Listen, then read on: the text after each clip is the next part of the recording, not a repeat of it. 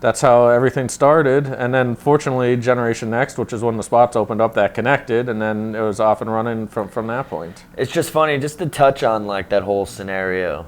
Like the day you told me about that idea, I literally haven't been more excited ever. My buddy was over and I just freaked out.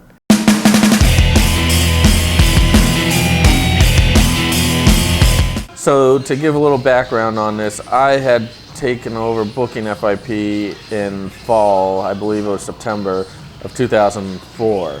I can do like different stuff that I can't really do in ROH. So one of those things was taking Roderick Strong and putting him against Samoa Joe. And at this time, Samoa Joe was a much bigger and more established indie name than yourself, although your reputation had been growing at this point. I do remember that Joe had a terrible flu the first night, and he toughed himself through the match, and then he showed up the next day, and I was like, how are you? And he's like, I drank vodka and orange juice, and it was the perfect combination. I'm totally better now. The vodka killed all the germs, and the orange juice got me healthy again. Here you are, like going toe to toe with Joe. Oh, okay, you pulled off the upset. Wow. I really don't even remember I thought that. you went 0-2 that weekend. I know. All right. The only time I've beaten Joe. Yeah, there we go. Oh my God. Now it's wow. Joe's just as shocked as we are.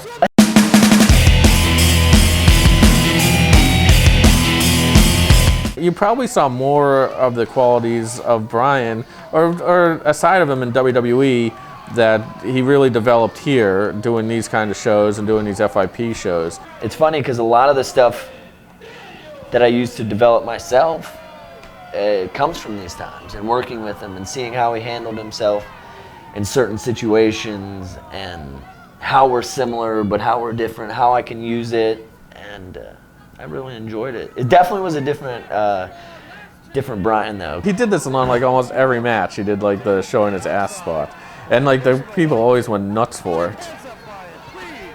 Look at that thing.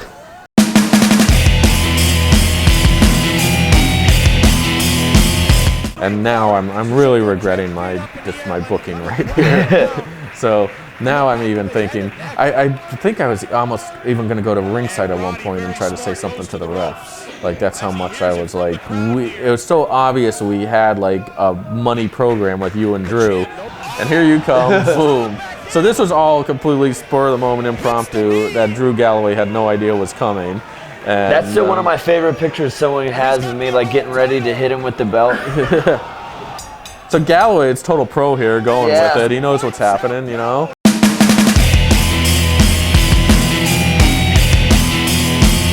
To give some backdrop, I will start with a Paul Heyman lesson that inspired Generation Next that I never told before. So we were in the middle of the scandal with, which people know about. I'm not going to get into details of it. And it was I can't even explain how difficult of a time it was. Nobody wants to hear any of these statements. No one wants to hear you doing your interviews everywhere. Just keep your mouth shut and concentrate on the in-ring product.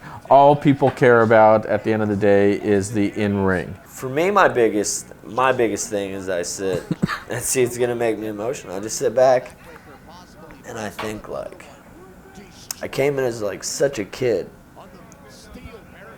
And it's tough.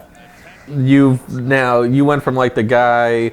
Well, I'm just talking about personally, like being a 12-year-old kid that like my mom shot my dad. Like I grew up in trailer parks, like poor, like my mother was a drug, like just so much shit, and like to be like people to look up to me and be like, I want to be like you, or it's just crazy. Now that you have this, the craziest thing is when you get to the point where you have guys that grew up watching you and that you've influenced, and now you're getting that, and now you've seen the influence that your body of work has done, and the fact that how much work and everything has come from. Now I'm getting emotional too. Yeah.